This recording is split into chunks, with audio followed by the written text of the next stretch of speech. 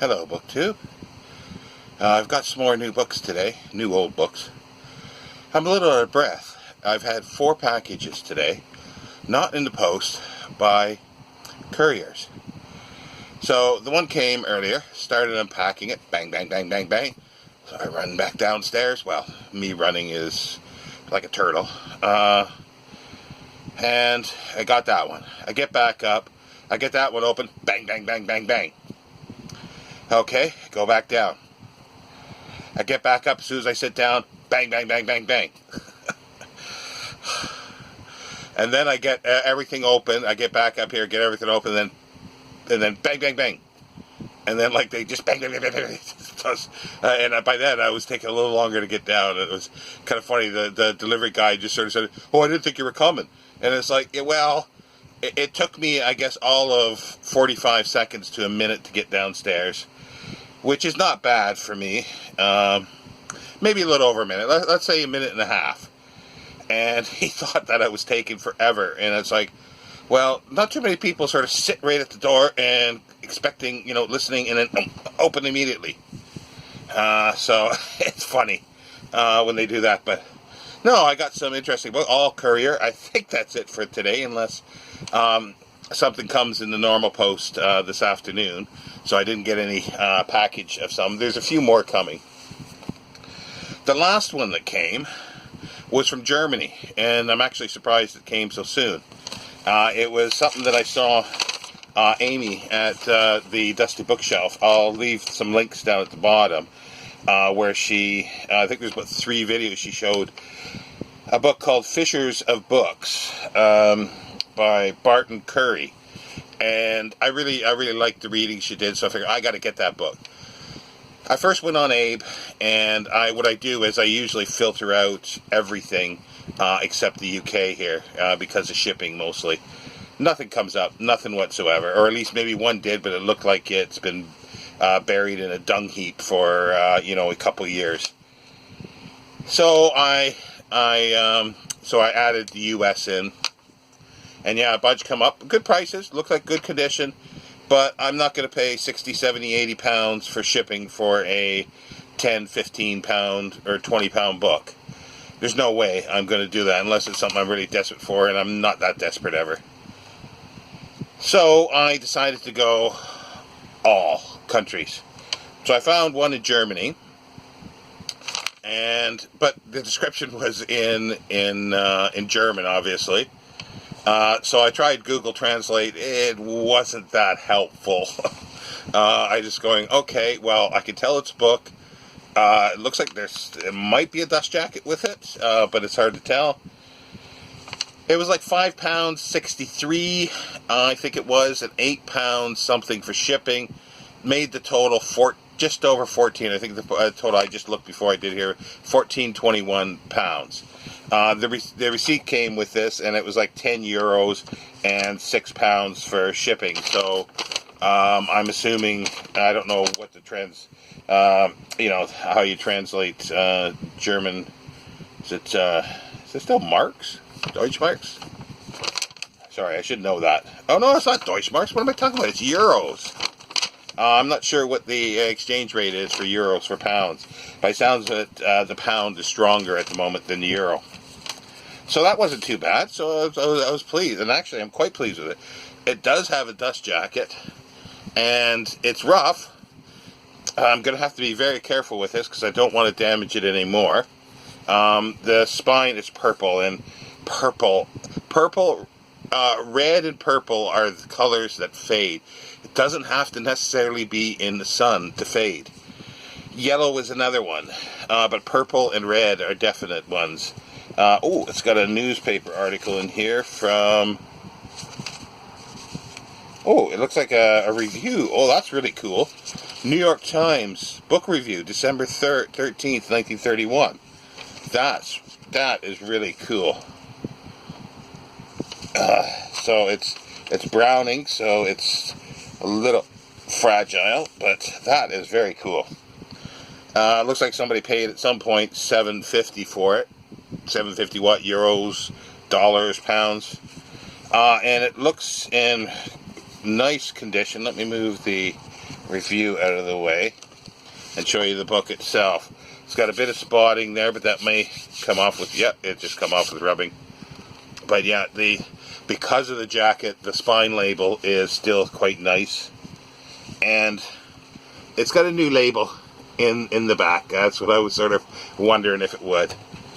Oh, I'm very pleased with this. I'm very, like, it's not, like I say, I keep disparaging and saying that, I get crap. But I've been lucky at times too. So to me, these lucky times make up for everything else, because generally I don't spend that much for the ones that are really crappy. When I have done, the booksellers usually rectify it, either discounting it so much or saying, yeah, send it back and we'll refund you. Like, I'm disappointed and it's a pain, but things like this really make up for it. Oh, that's just beautiful. I am very, very pleased with that. I'm surprised at how heavy it is too. Purple top page staining as well. It must be a first, because I can't see it. Yeah, September 1931, published September 1931. This will be a fun read when I get around to it. Because I got a lot now. Well, I got hundreds, thousands of books around me that I haven't read, so I'm not spoiled for choice. Oh, I am spoiled for choice, actually. This year was so cheap that I couldn't pass it up. With shipping, it was £1.75. I was looking for something else. This popped up. It's called The Realm of Poetry, an introduction by Stephen J. Brown, S.G. I don't know if that's Society of Jesuits. It looked like it was 50p, and I think that's, no, I paid £1 shipping, so it was 75p.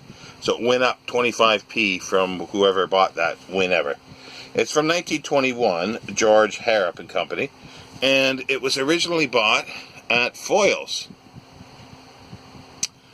I'm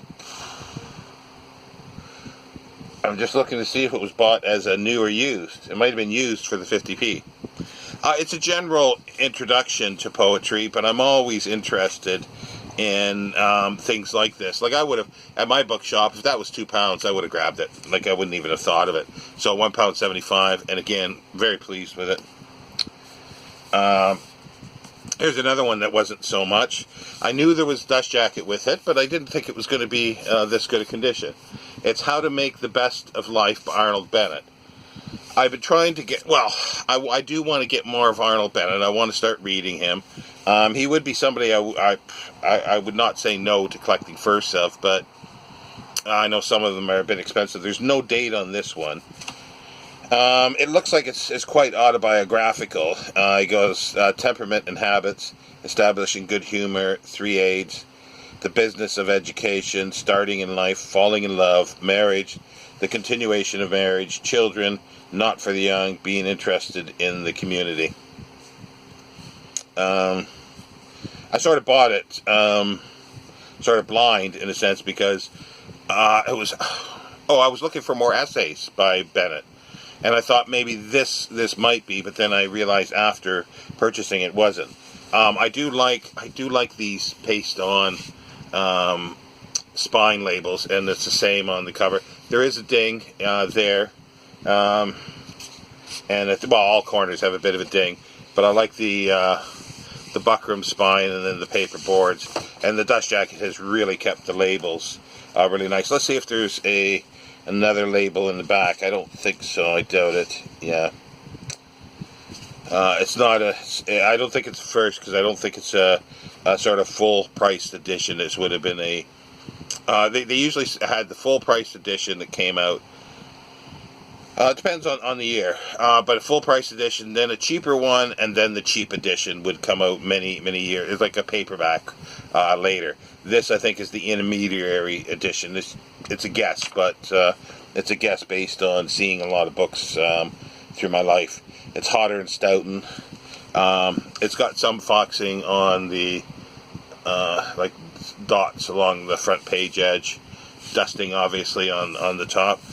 Discoloration of the jacket, but it's got a jacket, which is very rare. And there's been just watching a film about a dust jacket. Well, not a film about dust jackets, but it was Andrew Bees. I'll put a link for that at the bottom as well, because it's quite interesting. He did a review of a documentary called Booksellers, and it's basically New York booksellers, and it was quite interesting. And yeah, to some collectors, whether they may like the book, and they collect I think they do collect first editions, and the jacket can literally mean thousands of pounds for a pristine jacket for older ones. And he talked about Scott Fitzgerald's,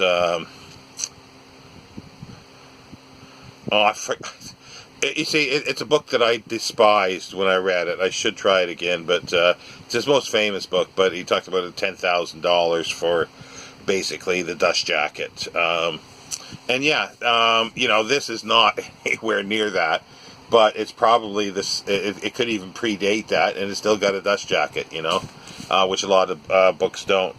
Yeah, it's 7 shillings, 6pence. So yeah, that's what it says on the spine there. That more or less tells me that it is the intermediary edition, I think, because it should have had a publication date if it was first. I'd need to look into that. The second, or the last, is a 2-volume set, and I bought from this seller before, and I kind of like their the way they do it. They have nice paper, and is it? It's not watermark. I thought it was watermarked paper, but it's nice. It's nice paper, and it's from the Mad Librarian. It's Rook Books, but I do buy occasionally from them. They are a bit pricey, but they give a whole letter.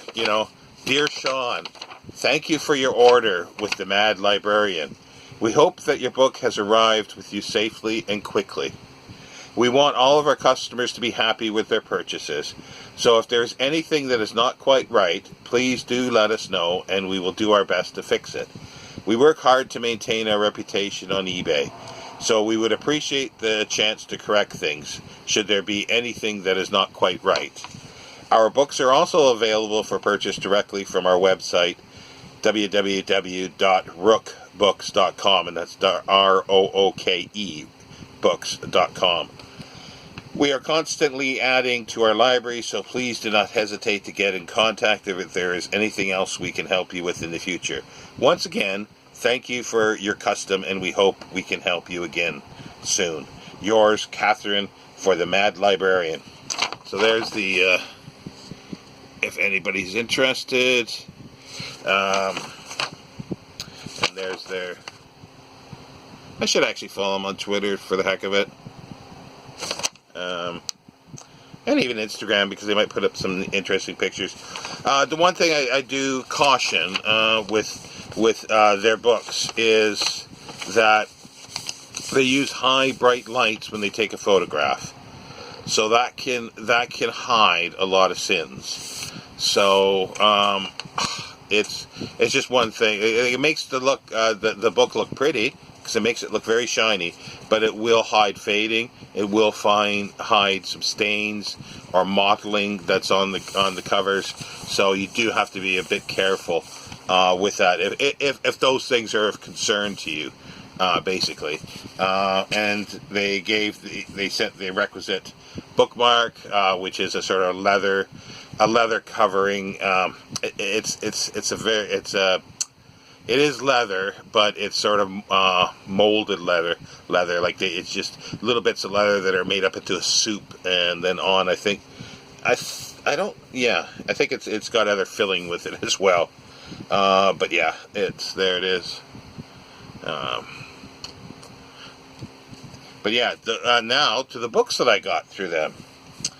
It is Taine's History of English Literature in 2 volumes. This is Hippolyte Taine, who's mostly known for his history of the French Revolution, French writer, 19th century. And he also wrote an interesting thing as sort of visiting to England as well. That's where I think I first was introduced to him, probably 30, 40 years ago. And I never really read anything else. I've been curious about this one. This is a new edition, 2 volumes, Chattel Windus, $18.99. It's translated by H. Van Loan, and this is actually volume 2. So here's volume 1 and volume 2, which is quite nice. It's got a nice pressed-in medallion on the cover, and there is other embossing. But the interesting thing is that on one of the volumes, they were kind of heavy with the embossing. Yeah, there you go. I don't know if you can see it. Yeah, you might be able to just see the impression there that's come through on the front. You can sort of see it. So they were a little heavy with that one. There is a few bits of notage, but I've noticed too there's pages that are not open, so somebody has not read it from cover to cover, but they've underlined a pencil in a few places, and it runs about over 1,000 pages with the 2 volumes. It originally was done in 3 volumes. I don't know the difference between the original one, but this was cheap enough. Well, actually, the good thing about going on eBay is you can say, make an offer. So I made an offer. That was about £18, I think, less than they wanted. And it was accepted. It's got a little bit of scuffing to it and that, but I am quite pleased with it. And this, as I've said before, I do like reading material of earlier. It's like the poetry one here. I'm curious to see what people thought in the past of the subjects that I'm interested in. And English literature, definitely, because it's interesting to read something from the sort of 1700s even. Oh, this is so great. These authors are so great. Obviously, they're not talking about ones that came after them, but and then you read like maybe 50 years later, and a lot of times the authors that they thought were great, or that was considered great at the time, have fallen out of favor.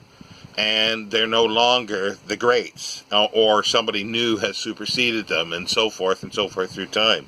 And it's the same even now. As I read a essay by John Carter about book collecting, and it's the same process with book collecting. There, a certain author is so hot, everybody collects them, and then all of a sudden they go to favor, and the prices just plummet. There's so many authors that has happened to. At least I'm not collecting those authors and had high prices paid for them, but I am interested in this, and especially from a French writer's point of view of English literature. That is always interesting, and I don't have his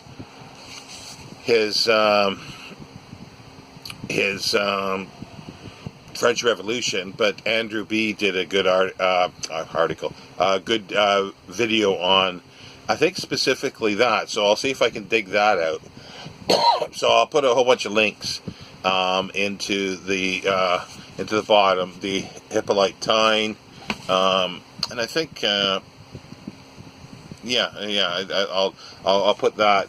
There's nothing for Arnold Bennett, nothing for this, but I'll put Amy's stuff up for the Fishers of Books as well from the dusty bookshelf. So that's it probably for today. I have taken a little more time today, but I'm quite excited about these books here that I got. Because this, as I say, when I get stuff like this, and what I got yesterday, it makes up for the crap I get sometimes. But it's always disappointing. You expect something and it's not what you expected.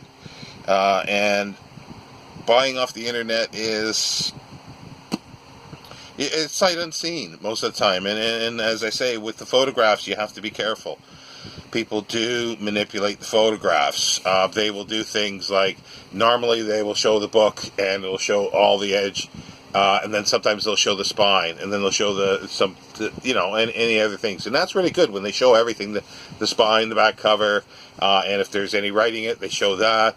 They'll show any book plate. They'll show all these things, the damage, and that's fantastic. And then others, like if you look at their listings, they'll show a book like this, then they'll show a book like that. Well, why did they not show the top edge? It's probably because it's damaged. Or they'll go like this. You won't see all the spine when they sometimes do. So there's a good chance there's damage to the spine. And you have to be careful. Or some do, they use a lot of lighting, and it just sort of masks out other flaws that are in the either leather sometimes, or the cloth, or the dust jacket. You don't see them. You don't see the creases. They disappear. Or they use these other filters, because as you know, you take a photograph and you can put these other filters on, and you can find one that actually makes the book look better than it is. So it's not that photographs lie, they're manipulated to make you think there's something else. So again, I'm repeating myself, but it's that type of thing. So it is difficult. If you just want a reading copy, boom, just buy the cheapest one and hope that you actually get a book, because sometimes you don't get the correct book. You don't get the edition you want. You get one that's totally damaged with pages missing. So that's always a possibility. But if you just want a reading copy, then just look at the description. If it's ex-library, you're happy with that, or that it's acceptable thing, as long as all the pages are there, and you're happy, that's perfect. But like I say, when the times that I get unhappy is when they describe it as one thing and it's another, or they describe it as a publisher of X, and then it's something else. It's a cheaper edition, or it's a paperback. It's like I've said it before. It's like, oh, you do online shopping. Oh, you buy a Ford Escort, and then you wind up getting a Toyota. It's like, well, I didn't order a Toyota, and it's damaged. So people would not stand for that. So we should not stand for sellers of books doing the same thing. And as I say, as long as you describe it, as long as they describe it correctly, and you know what you're getting, that's fair game. They can charge whatever they want for it. I don't care, because then I can choose. I'm not going to buy it. Well, I do care, but it's as long as I know what I'm getting, then I can make a decision. I can actually make a choice with the information. Anyway, sermon done, and I will see you later, BookTube. Take care.